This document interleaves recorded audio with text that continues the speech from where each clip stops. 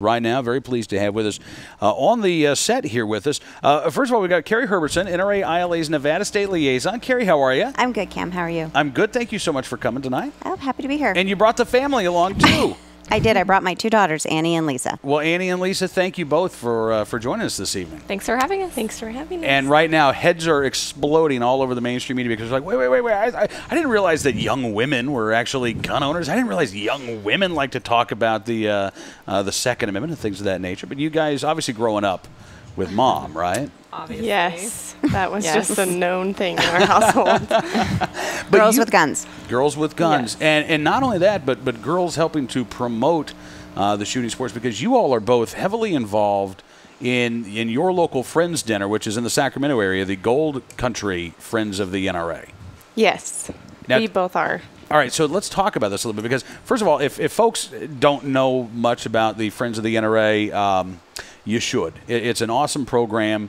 There are dinners held all over the country, and half of the money that's raised at every one of these dinners stays right there in the local community.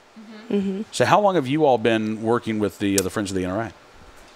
It's been about 3 years for me now. Lisa sort of started to join on more about a year or two ago. Yeah, probably. I was a part of the last two, but I was actually a part of the committee this last year. I was finishing up school, so I wasn't home, and Annie was. But I flew home to help out with the dinner when it happened, and then I went back to school, and then this last year I've lived at home, so I helped out this last year. And how many folks did you have show up at the Friends Dinner last year? It was close to like 270, was it? Yeah, it was quite a bit. so. We've Wow. grown tremendously. It's a 4-year-old dinner, and it has just grown in leaps and bounds. Only 4 years. Only 4 years. And the thing that's the most unique about this program is when Ron and I, my husband and I, became involved, it was the first year, and we were just trying to figure out what we were doing. Mm-hmm. We had really not a clue. We were barely operating without a field rep, and then one came on at the last minute, and so we were on our own. But the next year, Annie came on, and then next thing you know, it exploded, and we have 15 committee members, 12 of whom are under the age of 30. And they've formed quite a friendship with everybody, and they've recruited their friends and people they see at the gym, and the more they talk, the more people under the age of 30 want to join. That's awesome, and I don't mean to be ageist or anything. I mean, if you're over the age of 40 or over the age of 30, I still love you. But it is great to see, people in their 20s and 30s who, look, a lot of people say people in your generation are not that active, they're not that involved. So to have 12 of the 15 committee members be under the age of 30, that's incredible. How did you do this? Well, we just started talking to our friends. I mean, you can't really get any help unless you're starting to ask them. Mm-hmm. And of course, most people our age probably don't have really any experience, or maybe they don't even know anything about a Friends of the NRA. They've heard, the words NRA, and they might associate it with a much older crowd maybe. And we really try to encourage people to come and check out what it's really all about and how they can get involved and how much fun it is. And it's not something that's boring or stuffy. It's just something, it's really awesome, and let them know how their money and how their help can go a lot farther. Yeah, the dinners are just, they're a blast, no pun intended. They really are. They're designed to be fun. Mm-hmm. They're very fun, and a lot of people don't think that they're fun.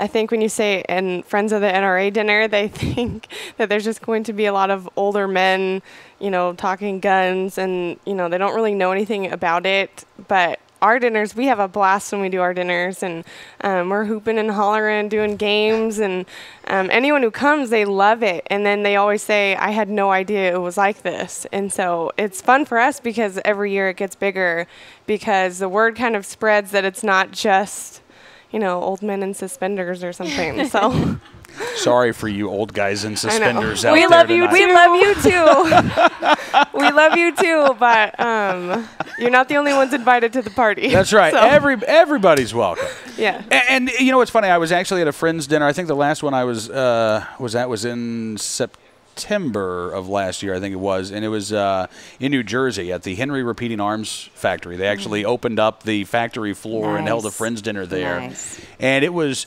so cool. But again, hundreds of people and people of all ages there, and everybody's getting together and everybody's having a good time. And again, that what you're doing is going to help right there in the local community. So the money that you guys raised at your last Friends dinner, actually, half that money stayed right there in the Sacramento area, helping out with what programs? Do you know? Well, there was just a grant meeting, in fact, just this last Sunday, and I got a chance to look at a lot of the grant requests. And Boy Scouts, shooting range improvements, women's self-defense programs, which we get an opportunity as women to talk a lot about with younger women. There's an organization called Sea Cadets where the kids involve themselves in marksmanship competitions, and I think all told there's going to be close to 500,000 that is distributed, and that's just a tremendous amount of money. In your area? In the Northern California area, yeah. There's just a lot of money, and of course, there were $1 million worth of grant requests, so we can't, obviously we can't fund everything, but I do know that the grant committee works very hard to try to fund, at least in part, most everybody that puts in a request. So it's a very well-known, popular thing. And when we have the young people there, it inspires everyone because, especially when you have the younger community, and you see where the money goes. Whether it's air rifles we have 4 high school shooting teams that put in for requests this time around. It's just a tremendous asset having so many young people involved because it is the future of the shooting sports. Well, it is, and we talk a lot about the political side of things when we have you on the program. Yeah. But the Friends Dinner, it's not political. You're not going to hear a lot of bashing of politicians. It's a celebration of the Second Amendment, and it is a celebration of the community, right? Absolutely. Have you ever had an experience where somebody walks into the Friends Dinner and they see somebody and they say, I didn't know you'd be here. I'm kind of surprised to see you here. We do. We have a lot of that, and I know that they can answer to this. A lot of young people. What we did this year was we started selling tickets at what's called the Folsom Rodeo. It's one of the largest outdoor rodeos in the state of California. So we're there, and we have a booth, and we're selling tickets and talking it up. And this year we gave away a Henry Golden Boy rifle. It was just a lot of fun, and that's a younger crowd.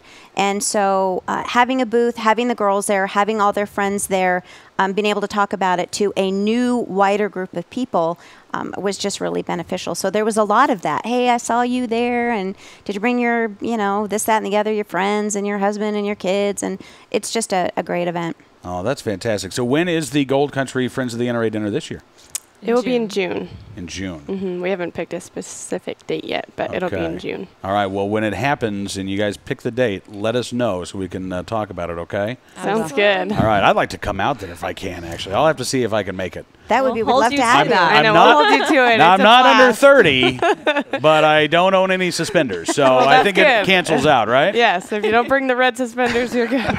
We'll get you suspenders. I think that's fine. I know. We'll wear the suspenders, and hopefully people will still come. Okay. Well, listen, again, thank you guys for coming down, and you all are going to stick around and enjoy the SHOT Show tomorrow, right? We are. I'm going to be there tomorrow. I have a couple of days of business, and I assume they're going to be there as well, and just have a good time. That's fantastic. Thank you all for, we talk about ambassadors for the Second Amendment a lot on this program, and I think you all are great ambassadors for the Second Amendment. Again, you just bust I think the non-existent stereotype of gun owners. I don't think there is I don't think you can stereotype who a gun owner is in this country, but obviously, as you say, the typical attitude of gun owners just old guys with big long beards and suspenders and stuff. And you guys do a lot to point out to people who would never think otherwise that owning a firearm and the Second Amendment is for everybody in this country. Every law-abiding American has that right to keep and bear arms,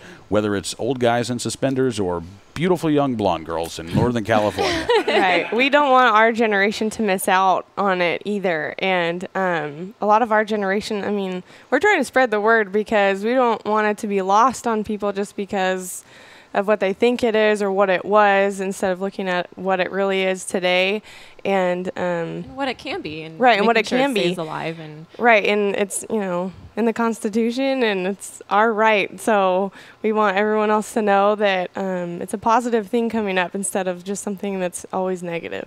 Well, thank you again. Carrie, you have raised some wonderful daughters. Thank you. You know, I've gotten to compliment parents in every segment, I think, tonight, with the exception of the very first segment. Carrie Herbertson, NRA-ILA's Nevada State Liaison. Annie and Lisa Herbertson, thank you again for coming on the program tonight. It's a real pleasure to get a chance to meet you, and I hope we can talk again soon. Thank you for having us. Thank you, guys. Thanks, Cam. It's 48 after the hour here on Cam and Company. I want to get to a couple of talkbacks here while we have time. Jason in, I think, Greenfield, South Carolina, says, Cam, talking about the media misinformation over the last few days. I'm sorry, girls, before you leave, or ladies, before you leave, we have had many, many questions. Are you single? So I should probably just go ahead and ask that question before I let you all get out of here. Not single, but not married. There you go. Off the market, I believe, is what that translates to.